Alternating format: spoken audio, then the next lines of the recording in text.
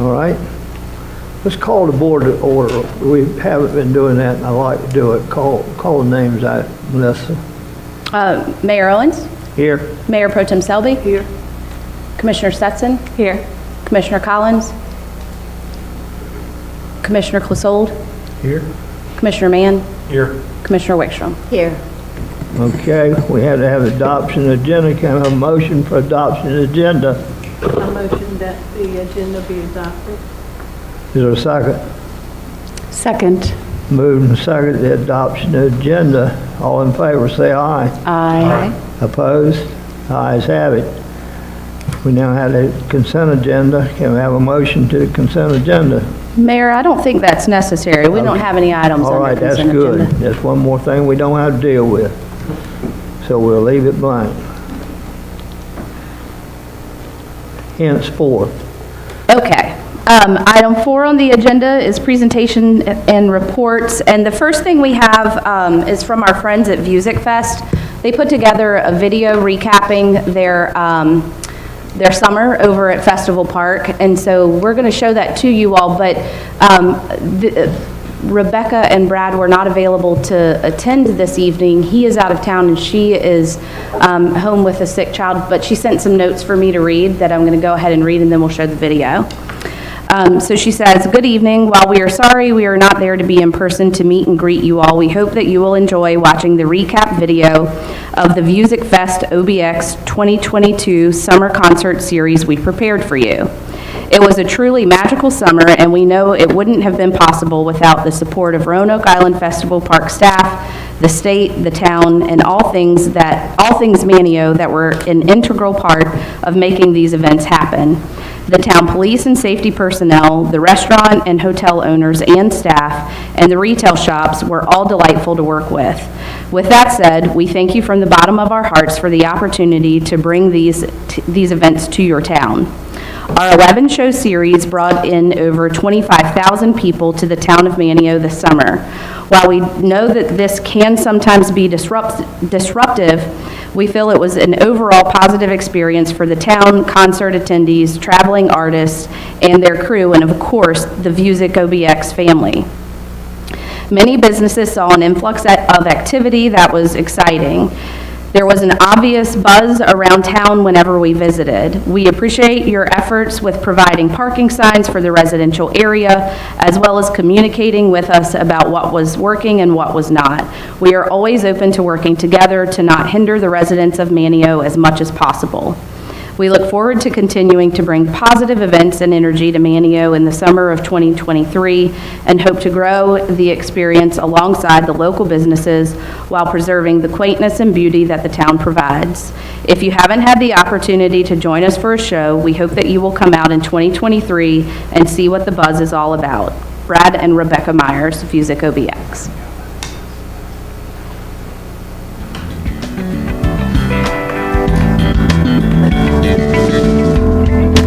Never heard a word about the way we're all received, at least that I believe in.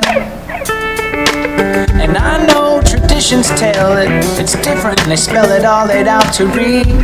There's no need to confuse me, 'cause I know what I know. And if everyone's all subscribed to pictures it can't be right, then spinning we all collide on the big typo is published.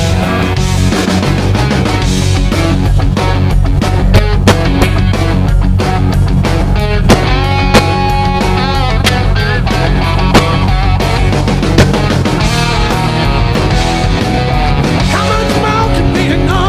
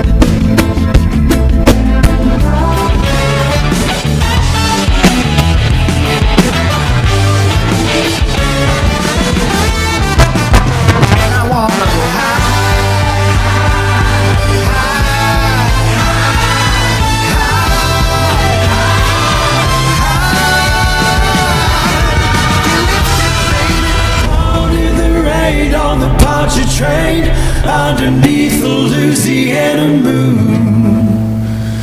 Don't mind the strain of a hurricane, they come around every June. The high black water, it was better. She's hot, she's cold, and she's made. Nobody taught her, it takes a lot of water to wash away New Orleans.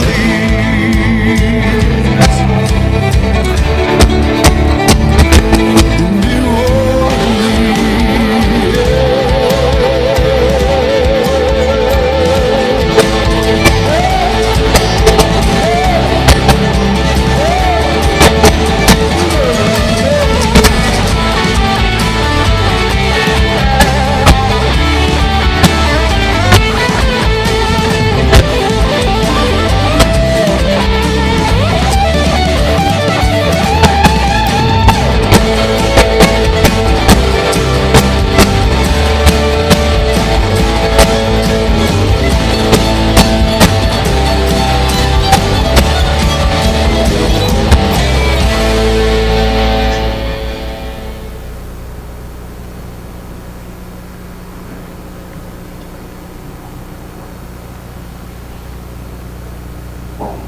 I think that's it. So the next item on the agenda is department head reports, and we will begin with Finance Department. Oh, there she is. I couldn't see Heather behind the fireplace. There she is.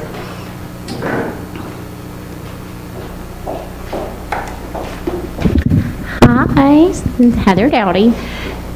This month we had Valerie Wright, our newest employee in finance. She started her local government education with Central Piedmont University, or Central Piedmont Community College, and then she, even though she has about 2 decades of state government experience, this introduction to local government is helping her in her transition just because there are some differences between the two. So. I also found out that Thompson, Scott, and Price informed us that they should have our final audit submitted and to us by October 31st. And all of our quarterly, monthly reports have been completed, submitted, and approved, as well as our bank break's been done. So, do you guys have any questions for me? Also, great news. We continue to work with our financial institution to get our bank fees lowered, so that's always a great thing. So just highlighting that it's almost $300 cheaper a month than it was last year. So. Okay. Thank you.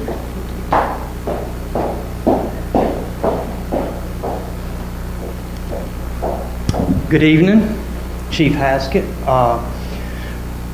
For September, myself, Officer Wainwright, and Burrows completed firearms in service training. Myself and Lieutenant Eilert attended Christmas event pre-planning meetings. Myself, Lieutenant Eilert, Investigator Corbin, and Officer Deaton attended a safety meeting.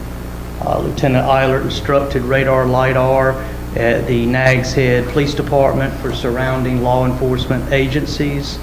Lieutenant Eilert attended FlexCAD training. Investigator Moore finished his forensic analysis of shooting incidents at the North Carolina Justice Academy and basic narcotics investigation training. Officer Grogan assisted with the multi-jurisdictional checkpoint at the Virginia-North Carolina border hosted by the Camden County Sheriff's Office.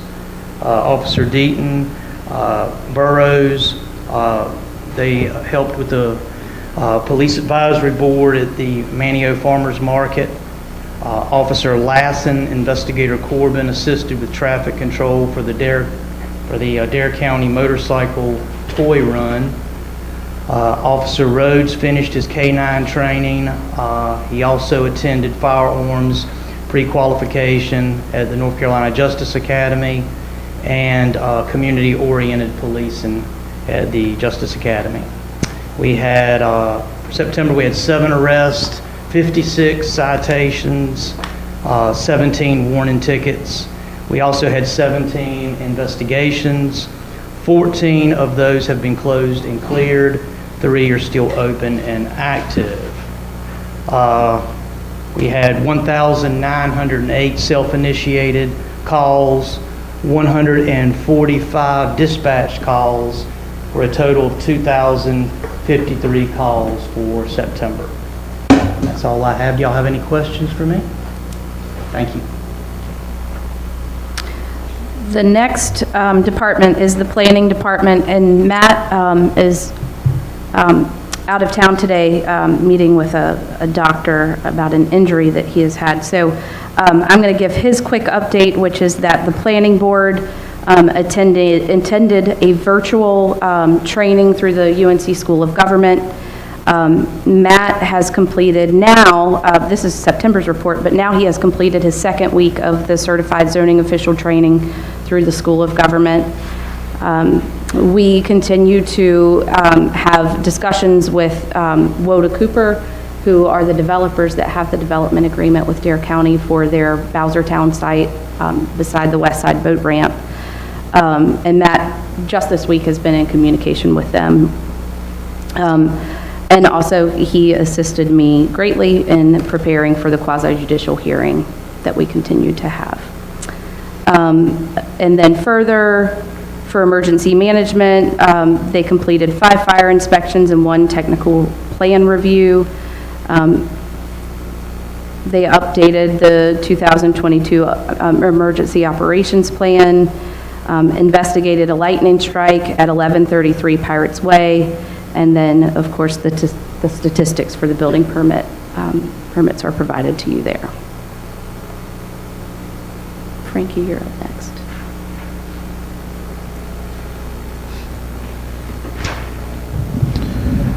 Good evening. Frankie Wood, Public Works Director. For the month of September, we made an in-house repair to Truck 15, painted lines for no parking zone at Magnolia Pavilion. We painted the skate park, installed a spotlight at the bathrooms at Cartwright Park, replaced the seated digger and the ADA digger at David Farrell Playground, and continued picking up along the causeway and edging along 64. Thank you.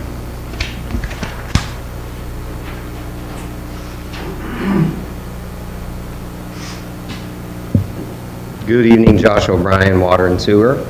Starting with the service installations and operations billing snapshot for September. I'm not going to go over every single thing, just a couple things. The snapshot numbers show a good month as far as water meter work orders with low numbers in meter replacements and water leaks. 811 locates, as we talked about last month, the previous month have been very high. They were back down closer to our monthly average of just 45 for the month of September, about 10 higher than our average 35 versus, of course, the 138 from August. Although we have already received 50 for this month as the fiber project is now working in Pirates Cove. On the sewer billing work order side, we installed 2 new sewer taps on Wingina Street for new construction. And on the next slide, covering sewer collection system maintenance, staff repaired pump number 2 at the Wingina pump station, which is not shown in the picture, I apologize. Not that anybody would probably want to see inside a sewer pump. But the pump was damaged in September due to items being flushed that should not have been. And I won't get into what specifically was flushed that should not have been. But again, it's a good time for me to always remind everybody, wipes, clog pipes, as other things that shouldn't be flushed. Should not be flushed. Toilet paper is the best thing to flush. Also, fats, oils, and grease should be put in the trash can. Now, shown in the picture, of course, is the waterfront pump station replacement project. Keep in mind, this picture is from September, representing September. We were asked to come out to provide pump trucks so they could tie in, so they could get under what you're seeing here is the force main, the existing force main of our existing waterfront pump station. This is the new 2 discharge pipes, for the new pump station, so they had to get under that. So in order to do that, we had to provide pump trucks so we can bypass the station, not have the station being pumped in case anything happened. So we wanted to be extra careful with that. Also in the picture, you can see that was the day they actually tied into the gravity sewer. the gravity sewers, this existing manhole in this parking lot. They had to tear it to get to it. Of course, the new wet well is inside the building there, so they had to go there. Of course, also, the picture shows the compromised storm pipe there that I know you briefed on. Melissa's talking about.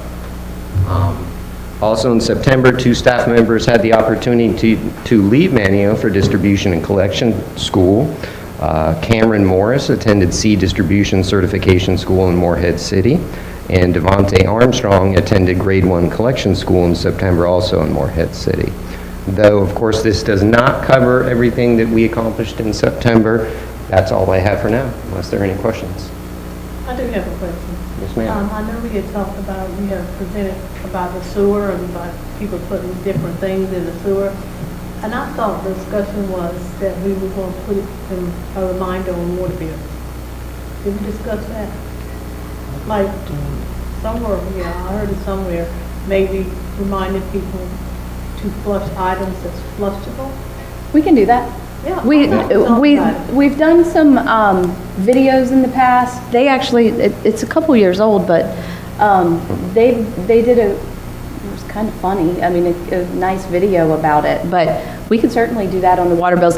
What the notice that most recently on the water bills was your reporting. Correct. We did publish the 2021-2022 annual wastewater performance report, and of course in the report is that information, but I think it's a great idea. I mean, if it were up to me, I'd plaster it everywhere, put it on trucks, but I know it's not probably in everybody's idea. But in our industry, honestly, and even in private sewers, one of the #1 thing anybody who owns property knows, whether it's connected to a sewer system, you know, if you have a drain field, whatever, you know, the stuff clogs pipes. You know, it doesn't take much. But yeah, I think it's a great idea. I'll get with Melissa. Any other questions? Thank you.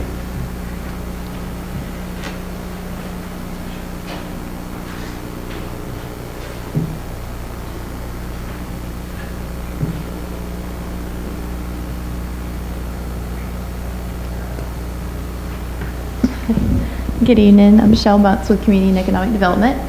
First off, we have Main Street. Obviously, it is at the top of everybody's mind right now, rightfully so. Right now, they've created this new thing called the Main Street Coffee Chat, which has been great, especially being a new Main Street member. So it's a time where it's a virtual meeting, obviously, where we can get together with other Main Street directors across the state of North Carolina, sharing information, helping each other out. You know, we're all in this together, and it's been great to work with them. We've only had one. We have one coming up this week. But it's been great just to kind of hear the things that other Main Street communities have encountered and how they've handled things, the challenges that they've seen and how they've overcome them, and just really great stories to know that we're definitely not alone, and it's a wonderful resource that we have at our fingertips. And the state staff is always on that call with us as well to help guide us all while we're there. So that's been a really neat addition to the Main Street.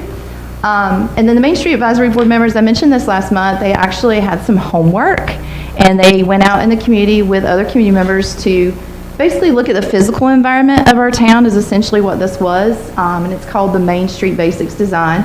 It's 8 characteristics of a great Main Street. I put 2 of these up, so this is the template, as you can see, the blank one, and then this is what happens after a lot of hard work. You see the rips and the crinkles and all the love that went into this as they went through the community looking at it. And we've gotten a lot of feedback, and actually we've got some additional ones that we kind of had here at a meeting and had at other places, and we've had some other volunteers from the community fill them out, which has been wonderful. And we'll have them again at the pop-up market. That's tomorrow, so we'll talk about that in a minute. But this has been a really great little homework sheet to do, and it's interesting, the information. And we'll compile that and be able to share that with you as soon as we get them all in. We've got a few more coming in, so we wanted to share that with you guys. It's great information. It's always good to see the different perspectives people have when they're going through town. We all see it differently, and we all need, you know, all those different perspectives to be able to better kind of figure out where we want to go and what we want to do here in the town of Manteo. Community and Economic Development special events. We completed another downtown market season. Yay. It was a great season this year. We didn't really have any major weather events. Really exciting thing is we had over 80 applicants this year.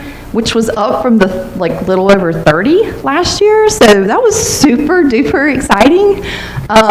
So we hope that that was, they just found out that the town of Manteo is the place to be, and we're really fun.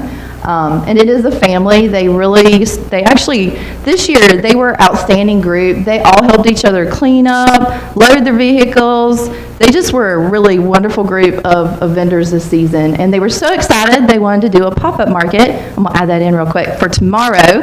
So we are going to have that pop-up market along the waterfront, our Fall Fever downtown market. It's from 4 to 7 tomorrow evening. We did that as we knew there would be a lot of people in town with the Bluegrass Festival. So we were working in conjunction with another local business and the festival that they're bringing to town, which is an example of Main Street. That is working together with our local businesses to help support them in different ways. And by having a pop-up market to work in conjunction with them, this is an example of Main Street already in action for the town. So that's another exciting point.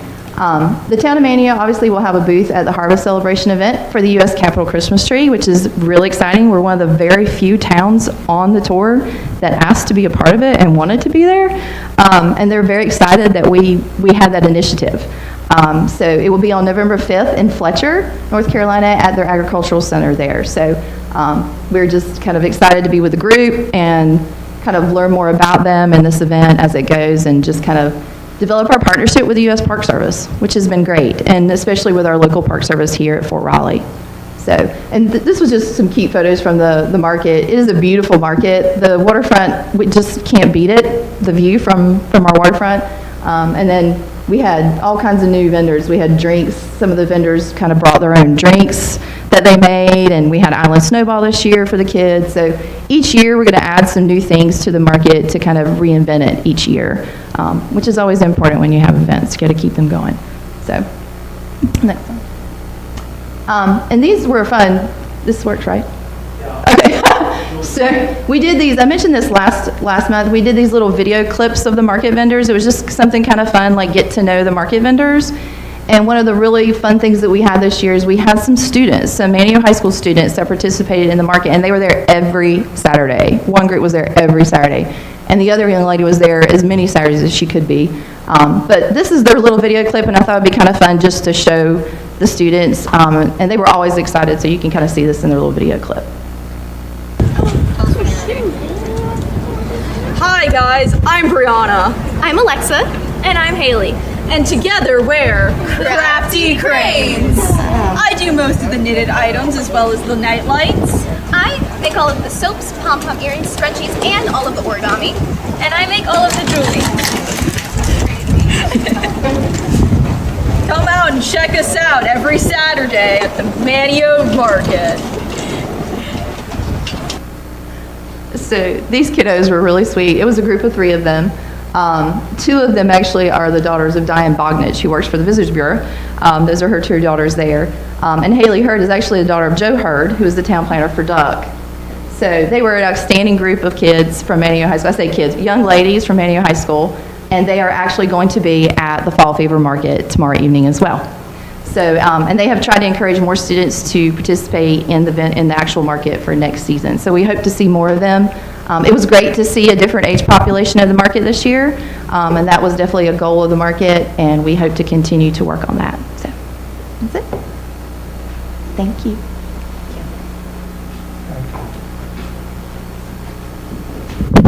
Carl Woody, Technology. So I start all my slides off with the cybersecurity training.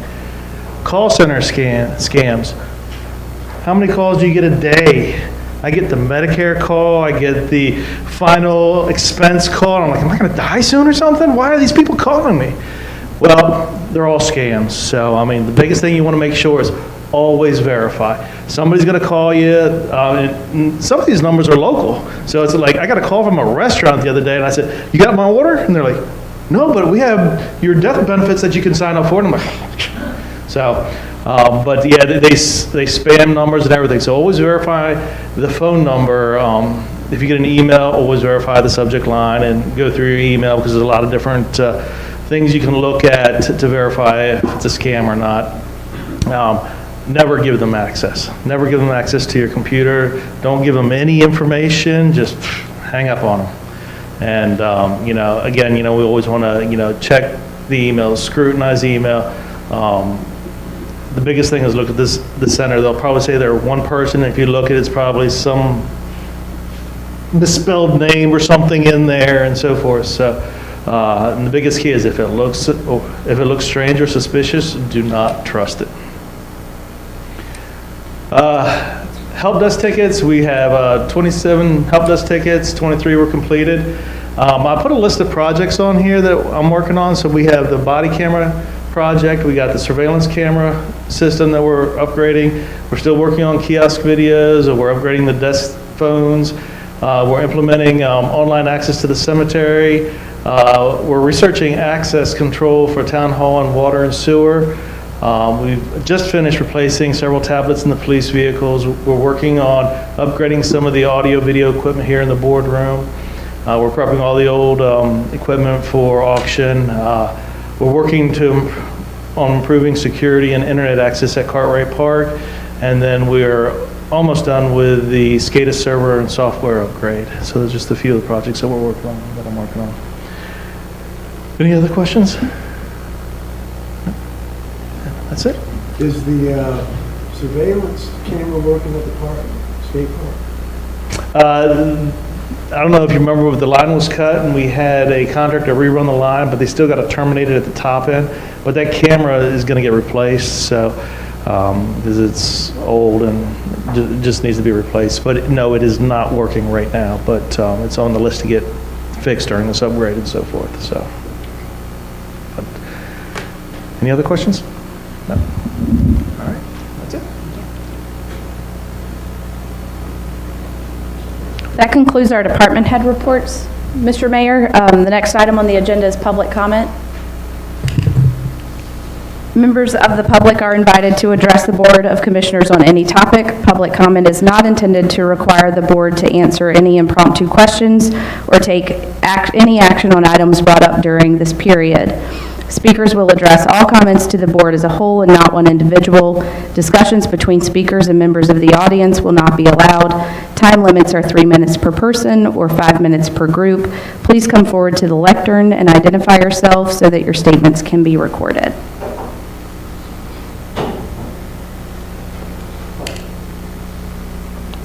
All right, I'd like to come forth and be heard.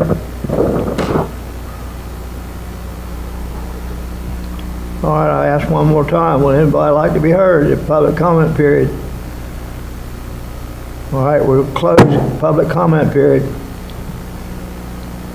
Okay, Mr. Mayor, item 6 on your agenda is the continuation of the quasi-judicial hearing that you all have been holding for the Salt Meadow Landing application. I had been in contact with you all and Jamie inquiring about your availability for November the 2nd, the afternoon, which would be your next regular meeting date. Town Attorney Gallup has an update from us after he has contacted the parties, and I think it's okay to continue it to that date, but we understand we may do another continuation. Yeah, at this point, I think it would be appropriate to move to continue it to your regularly scheduled November 2nd meeting. What happened was we got everybody but 1 or 2 people able to be able to come for November 2nd, but the applicant has an issue with one of their witnesses not being able to be there at all that day, and then the neighbor party has some issues with at least one person not being able to be there till later in the day. So we didn't discover all that until a day or 2 ago, and now going back through the opportunities to try and figure out when the next date would be, we haven't had time to confirm that. So I think the best thing to do would be to make a motion to continue the hearing until your November 2nd regular meeting, and the expectation being at that meeting we would likely set it for another date, with the best guess at this point being December 7th, your regular meeting date, but earlier in the day. So just a motion to continue this hearing to the November 2nd regular meeting would be appropriate. All right, you've heard Ben's motion, November the 2nd. All in favor? I can't make a motion, Mr. Mayor. Well, I've said, I'm just taking your suggestion. Yes, sir. I guess somebody would just need to still say so moved. I'll move to move the quasi-judicial hearing to November 2nd for Salt Meadow Landing. Second. All right, just moved and second, we moved the Salt Meadow Landing permit hearing until November the 2nd. That's our regular meeting, isn't it? Yes, sir. Yeah, the regular meeting. All in favor? Aye. Opposed? The ayes seem to have it. Okay, let's move on. Yes, sir. The next item on your agenda is 7A, and it is the 2022 travel policy. So,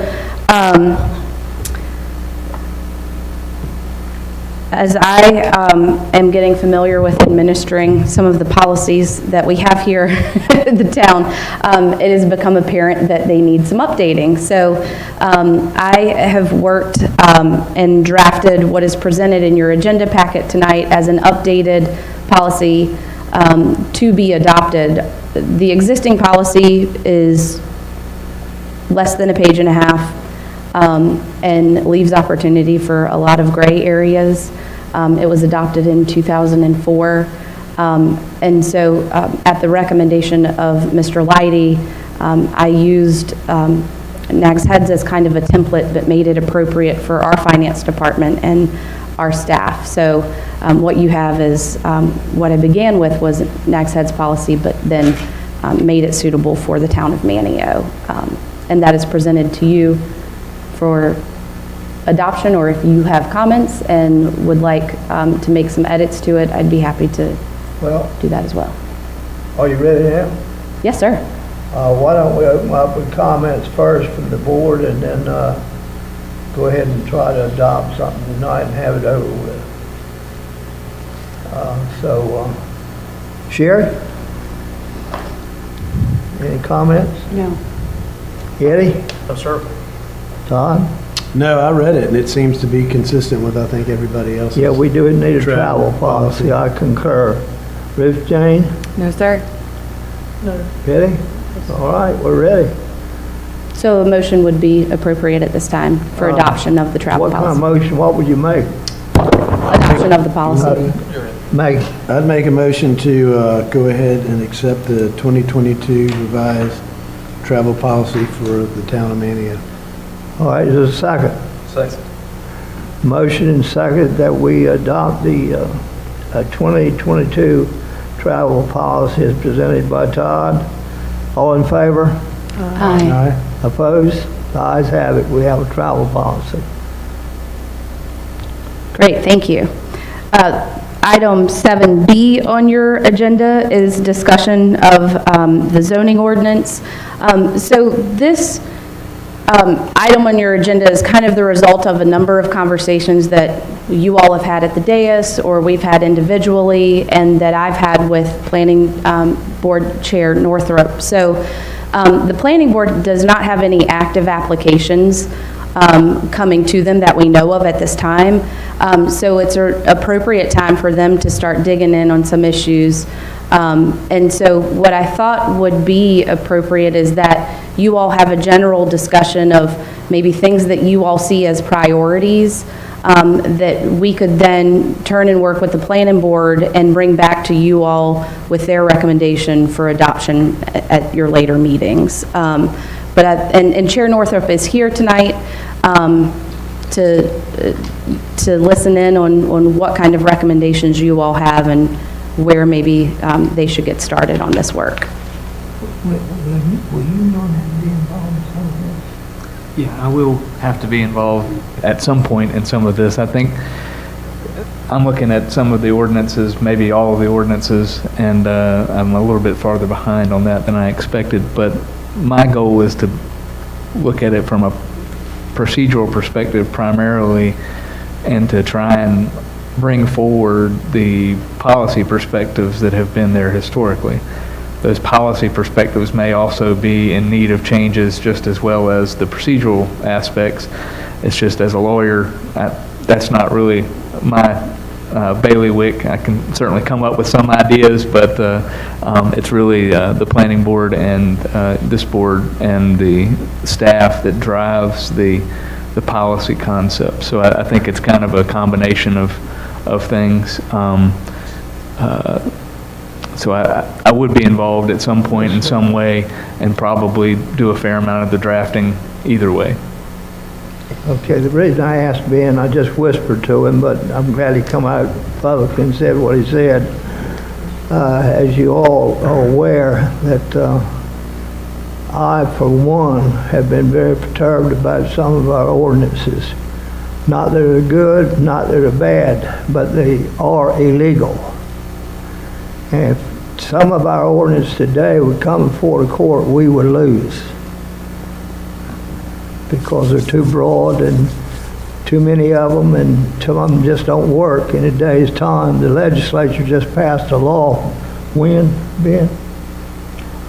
Well, 160D is probably, Yeah, that's what I was referring. and that's a migration of various laws to one chapter, and a lot of things changed there. Throwing And out that's- and putting together is what it's been doing. Yeah. So I think we're going to have to be real careful when we do this, because we want ordinances, we want laws, and we want Manteo protected, but I just wanted to bring to some folks' attention that we're dealing with some antiquated laws that would not stand up in court, and some would. So we're going to have to be real careful with this when we move into it. That's all I wanted to say. And Mayor? that's about all we need to say, isn't it? Ben? Yes, sir. Mayor? Okay. Do you Any mind- comments from? Yeah, I just have a comment. Right, I think the timing is really good on this, because we need the consistency from the 160D. We need to make sure our language is consistent. We know that from being on the planning board that it isn't. And then also, we have with us now the comprehensive plan, which we followed that great process, got a lot of feedback on what residents are interested in. That will help also inform us as we take a look at our current zoning codes and, just the language and the ordinances.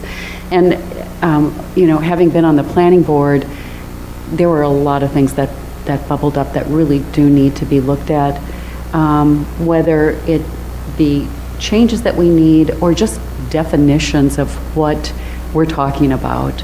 So,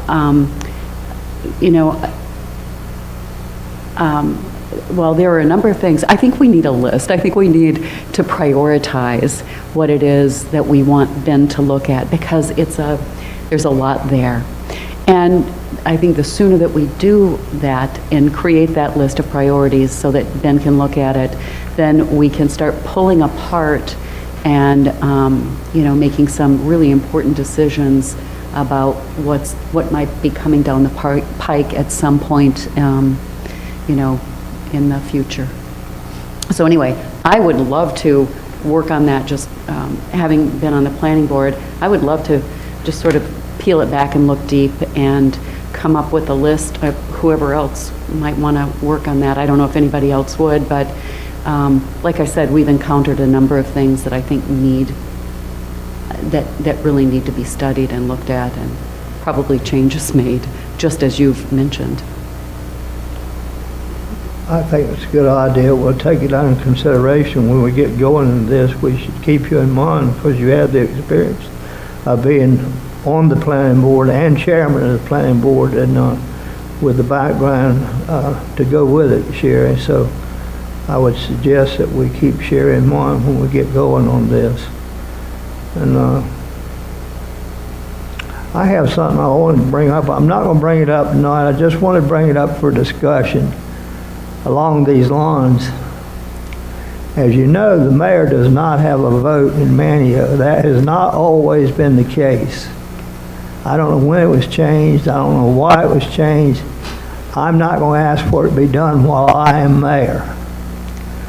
But I think we need to give it consideration, yay or nay, to think about giving the mayor a vote Because when the mayor runs for office, he runs for 2 years, not 4 years.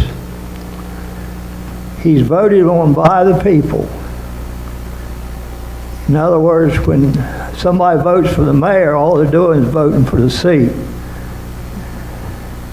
The mayor does not have any participation except voicing and probably running the meetings and a few other things. But it's only proper that when the mayor, whoever will be sitting here, and it won't be me, should have a voice just as much as any other commissioner, because he has to run for office, he has to spend money for the job in promoting himself and getting elected. He has to do everything else every other commissioner has to do, but he does not have a vote, and I think this board needs to start thinking about it one way or the other. And we can leave it like it is, it's fine. But right now, a mayor is nothing but a showpiece, and that's what a mayor don't want to be. A mayor wants to be able to participate just like everybody else. And right now, he cannot. And like I say, I'm not talking about now, I wouldn't even think about it. But for the future of Manteo, the mayor needs a vote. I just want to bring that in. All right, go ahead, Melissa. I have a suggestion for something I'm gonna go down a rabbit hole here, so bear with me. And it's gonna be expensive, but I think that the town should look at doing like an engineered survey on our wastewater treatment plant and sewage pipes throughout town. That way we can make informed decisions in the future about zoning ordinances and what we should or should not build. I know that's expensive and a lengthy process, but maybe there's some kind of quote for, that way we can get some actual numbers. I've heard 100 different answers for what our sewage capacity is and what areas have bad sewage, what don't. But I think we actually need something on paper where we can say, this is our capacity, this is what we plan to grow to, what upgrades do we need at the sewage treatment plant if we plan on growing past that capacity. So I think it would be good if we had some kind of engineering firm to go in and help us identify problems, what our growth rate is, what we need to grow to in order to steer decisions for those zoning ordinances. So much of that work has been underway by way of the asset inventory analysis that has been conducted. I'll need to check on what actual product we have that has been delivered at this point, because that happened prior to my time as manager. But we also have what Green Engineering helped us develop, which was the tracking tool when we needed some kind of determination on tracking what kind of sewer permits were being allocated as developments come in. And so that tool needs to be updated with all the developments that has either been permitted or built in the last 18 months. And so that's some work that staff here need to accomplish, probably with some help of the engineers who put the tool together. But I think we're a lot closer than we may all think on that. And so that's some homework that I will do, and I can report back to you and let you know where we are and where we think we need to get to and see what it might cost to fill in that gap. Great, thank you. Okay. That was, I guess, was just for discussion on the zoning ordinance discussion, and so we'll move on, Melissa. Mayor? Mr. Mayor, I didn't know if maybe other commissioners had ideas on specific ordinances. Well, I would like to hear from them. Okay.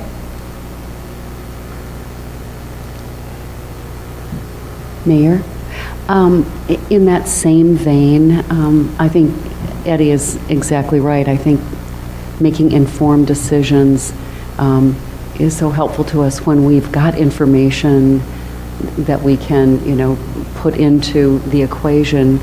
So given that, the other thing that I think we need, I think you're absolutely right about the capacity of the sewer, but also I think we need a traffic impact study that actually comes from the town, so the town has that done, not just counting cars, but more of an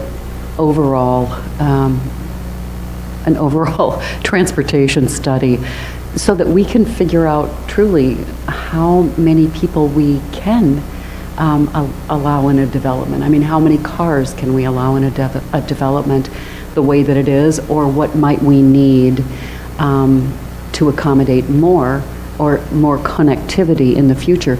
I know that we did that great alignment study for, from Kimley Horn back in 2006, but I think it just sort of collected dust. So maybe it's time for us to look at that again, given that we're trying to gather as much information as possible to make the right decisions about our zoning ordinances. Okay. Any further discussion about anything to do with ordinances along those lines?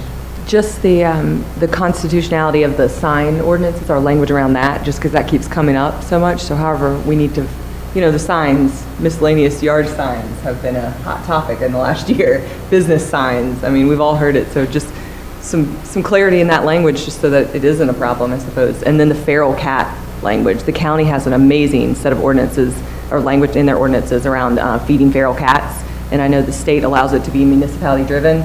So just due to the nature of our historic, dense downtown, I think maybe we should look into a feral cat policy of some kind.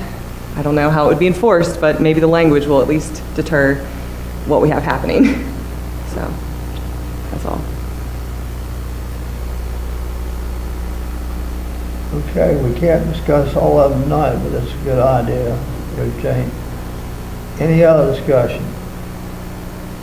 We can talk about this all night long, which we probably will be doing. All right, new business C. Yes, sir. This is discussion and consideration of Board of Commissioners meeting format.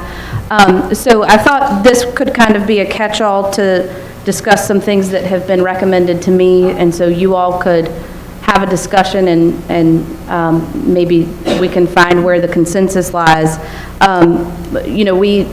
It had been recommended or suggested at one prior meeting that at the recess meeting, maybe the department heads need not to be attending in person to provide their reports. The town clerk and I believe that, or I believe, the town clerk helped me work through this, that since the public is so used to receiving the written reports by way of that recessed agenda package, that we could just add them as attachments and make a note on the agenda if that's what you all wanted to decide. But I think we need a little direction from you all if there is a consensus here to have them attend or not attend. And I know there have been other discussions about specific times of meetings, perhaps moving the regular meeting time earlier than 6:30 in the evening.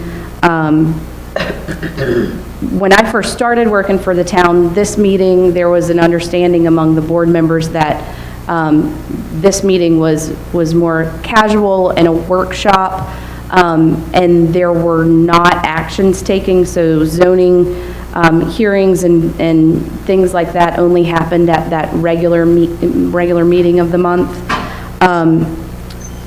And then, of course, the question has come up, if we change that format, do we still have public comment? I think you do, but it's up to you all. And so I wanted to kind of toss all these options out there to see if you all have a consensus or if we need to spend a little more time homeworking this issue. But I thought it was at least worthwhile discussion while all of you were convened together to get a better understanding of where you might be.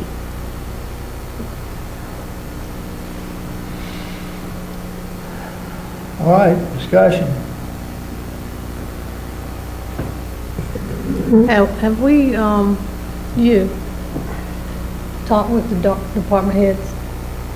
Yes, and the department heads are willing to do whatever the will of the board is. They are happy to continue coming, but also Well, they really have to, because they work for the commission. The commission does not work for them. So whatever we come up with, they'll have to go abide by, but we all need harmony, and we've got one of the best staffs, I think, anywhere. That includes everybody, so, but we shouldn't have it tied down to them as much as we should work things out.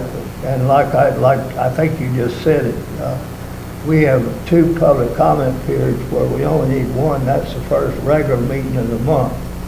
This was set up to be a workshop, and it's turned into another regular meeting, quite frankly. My thoughts on the staff reports is that these guys are working, all week, and at 5 o'clock we have them come in and do the report. So, I had spoken to Melissa early on that looking at the possibility of them still doing the reports, and if there's something in a report that we have questions on as commissioners, that we can still request them to come up in front of us and answer the questions if we have. But we all have access to them. We can read over them if we don't have problems with it. I don't see any reason for them coming at 5 o'clock to give a, and that's just my personal view, but. I would concur with you, because it is extra special time for them, and it would seem to me that if a commissioner would want standard reports from everybody on the staff, he could get them just as easily by having them mailed by the clerk to him on a monthly basis. Because if you had 1, it's okay. If you had 10, it's still okay. You still have to make a report if he wants a report. But if you don't want a report, just don't mail me no reports unless I want to know something. But I agree with what you're saying. Well, I think they'll still be posted. Oh, yeah. And then the ones that want to check them out online in our packet, we can do that online. And, if there's a special request to have Josh or whoever come to answer any questions, I'm sure they'd be glad to come up and get in front of us and answer the questions we have. Any other feelings from other board members? I like the idea of, I think that's a good idea about, when we have issues that a staff member could answer, or that we have specific questions. I think we could always call them in, whatever that might look like. If something is happening, like with the new pump station, I would love to hear personally from Josh, but that would be once in a blue moon, not once a month. Yeah, it would just be a blue moon, not every month. But, and the other thing is, I love the idea of having more information during a workshop. I think that's a wonderful model, where we can talk about things that are really important, that we need to make decisions on. And we might bring in specialists. I'm sure you've done this before, experts, to talk about something to help us get smarter on issues. I think that's a workshop format that I would endorse and like. And as in the meeting times, I would be the first to vote for the least bump in the first meeting of the month to 6 o'clock. I just think 6:30 is late. I know, Well, the older I get, some 6:30. some people don't get off till 5 anyhow, so I argued against that a long time ago, against the meeting times. One meeting at 6:30, the other one at 5. They ought to be consistent, whatever. But that's up to the board.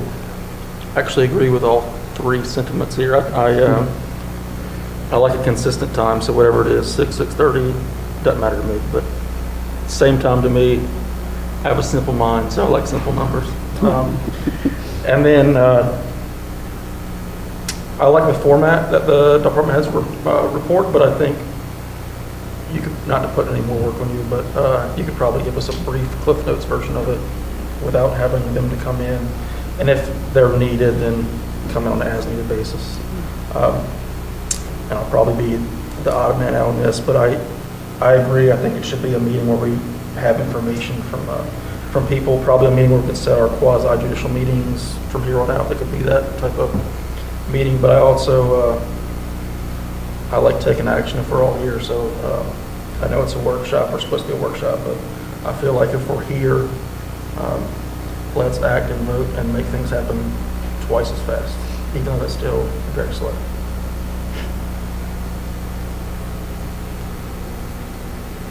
What are your feelings on the public comment part? That's the only thing I haven't heard from anybody else. I think anytime we have a meeting, I love hearing from the public, so. That's good. Everybody want to think about it and bring it up next meeting or sometime later date or what? What do you want to do? I mean, I'm fine with moving ahead with it tonight if that's what we can do. Melissa, what do you recommend? I mean, if Betty and...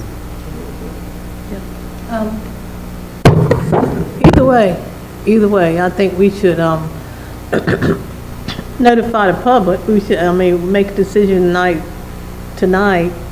When will it be implemented? I think, you just can't change things just like that. We're public, we serve the public, so we need more time to notify them of the change.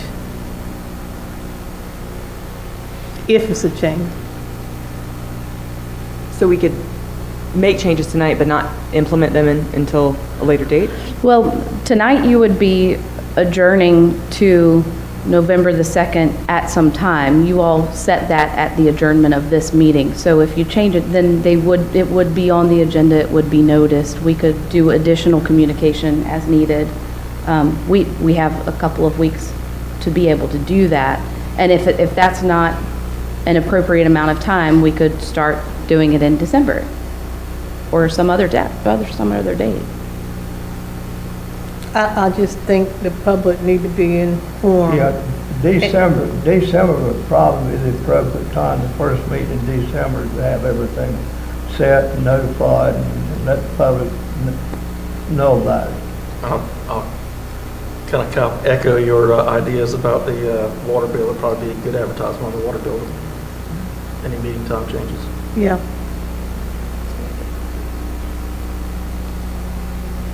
And the specific time for that December meeting, we will have some time to talk about, but am I hearing 6 o'clock is 6 p.m.? Okay. You'll be able to get back from Raleigh by 6 o'clock? It depends if you're going to pay my gas bill.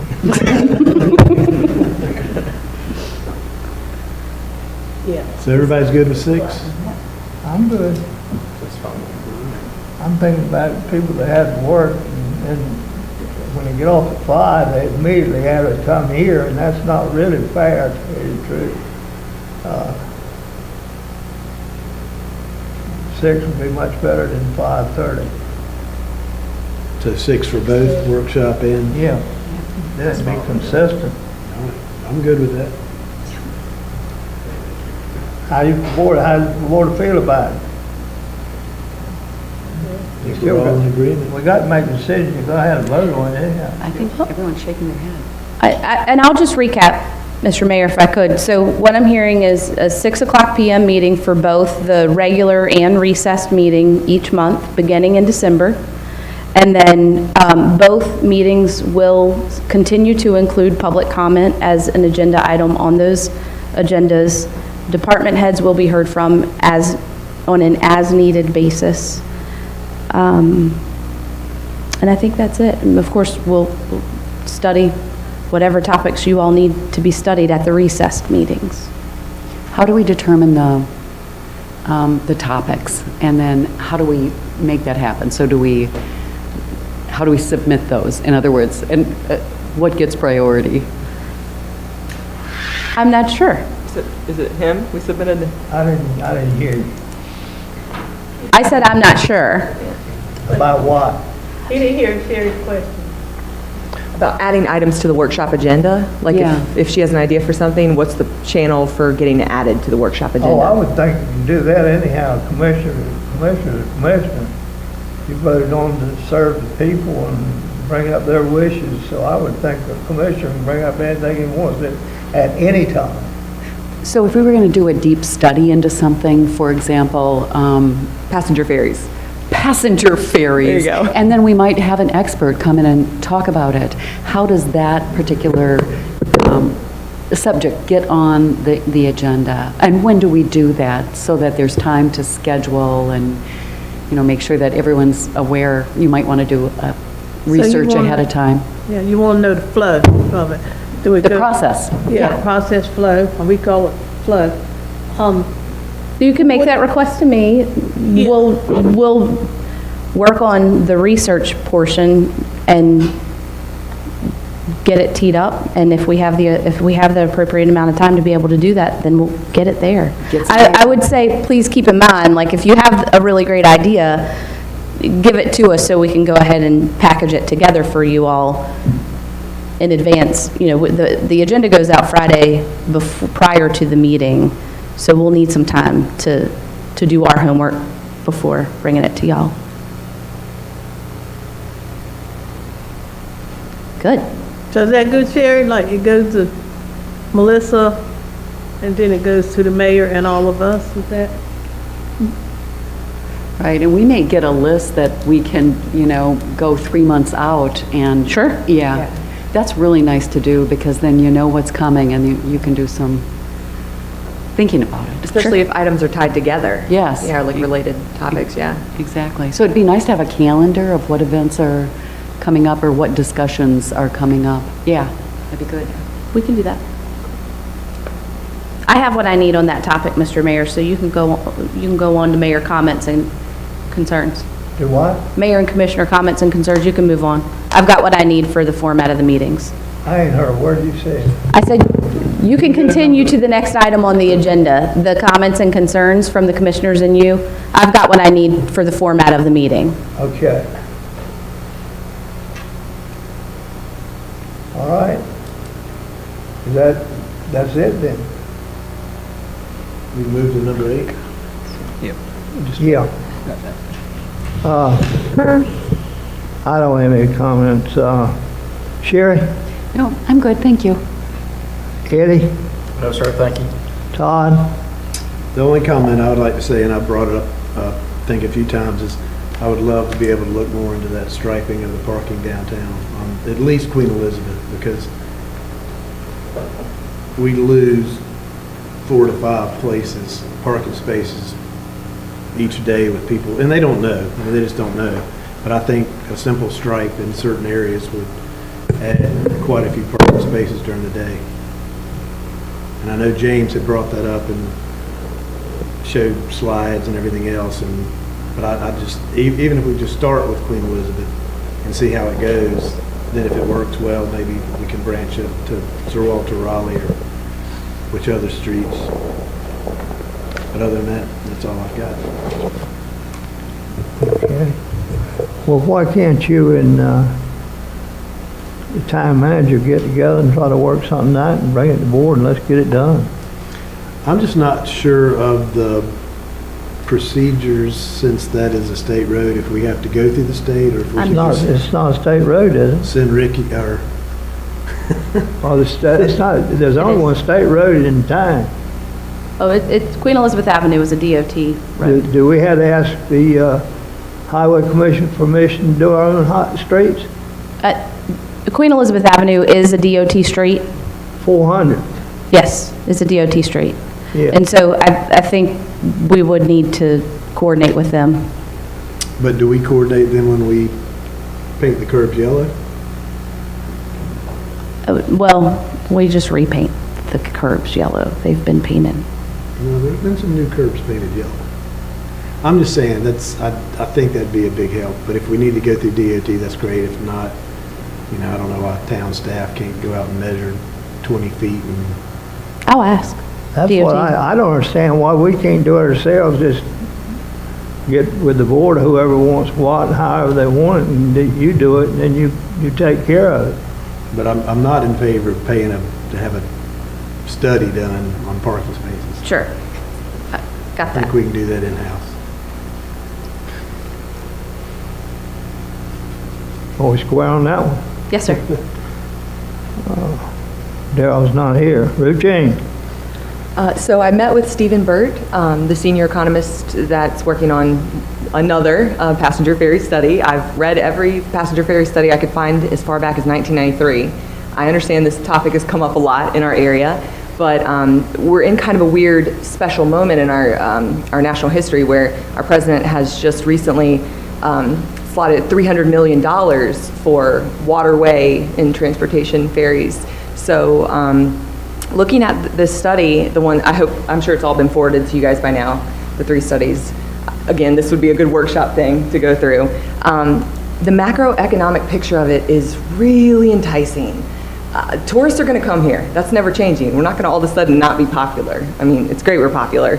So if we can't fix roadway congestion, why not use the resources God gave us, this amazing waterway? And what they have planned is an extensive route that's an hour and 40 minutes from Kitty Hawk all the way to Plymouth, Columbia, Edenton. They're essentially working with sort of Main Street and revitalization programs that are going to boost these areas' economies, hinging on their historic roots. So my idea was simply something that was from Manteo maybe to Nags Head, Killable Hills, or Duck. I reached out to the mayor of Duck. I know Duck has shallower water areas than we do. I talked to Barry about the draw around Marsh's the lighthouse out there. That would be pretty much the only place that a ferry could go. But we're centrally located in this Inner Banks concept. So from the palette of the state, we look like a hub option, which is great on an economic level. It could bring tons and tons of visitors on it, but it also could add congestion inadvertently due to a whole new multimodal transportation setup that just draws people here from all over. The idea would be that we'd want to alleviate some of our traffic, but I don't know. I don't know how to solve that. But the idea of having something like that here, to me, it looks like it would really invigorate our downtown in a whole different way. It's a paid ferry system. There'd be local discounts. This is just the model they've brought up. I mentioned private-public partnerships, and there's a lot of interest in doing these ferries across the nation. In Oregon right now, they're auctioning off the naming of their ferry to generate revenue for it. So there's weird ways that you can fund it, but the capital investments, the initial investment, it's pretty easy to secure that nationally. It's just the ongoing expenses. But there's a lot of different ways to handle that. I'm attending the Attorney General's meeting tomorrow just to, I have a question about legislation around data collection, because if we were to have a passenger ferry where they simply tapped their phone to pay, that's data collected. And every company that we use as citizens of America collects our data. It's called liquid gold. It's why Amazon is so valuable in the stock market. So municipalities just haven't innovated in that sector yet. So the cost of this project isn't the scary part to me. It's, do our citizens want this idea? I've been just walking the town and asking people, and everybody gets so excited when you talk about a passenger ferry. But there is the chance that if we become the most popular hub of the passenger ferry, we become, this dense area where people need to park and then want to park and ride, as opposed to park somewhere else and then ride the ferry here. So I just wanted to tell you guys what they said and encourage you to read the study, but he took my questions back to the research team. I talked to Daryl. He gave me some good questions to ask. So they're going to prepare a report and submit it back to us. But just be thinking about that, and please share with me any thoughts that you guys have, because I'm just one perspective, but it's a cool idea. So, yeah, that's all. All right. I have nothing. Anyone else? Anybody have anything to offer for the betterment of the town of Manteo on the board? All right, we'll get a motion to adjourn. A motion that we adjourn. Is there a second? I'll second. Motion second that we adjourn till when? November the 2nd at 6:30 still? All right, 6:30. All right, we stand adjourned. Yeah, how long will it take? I'm not doing them.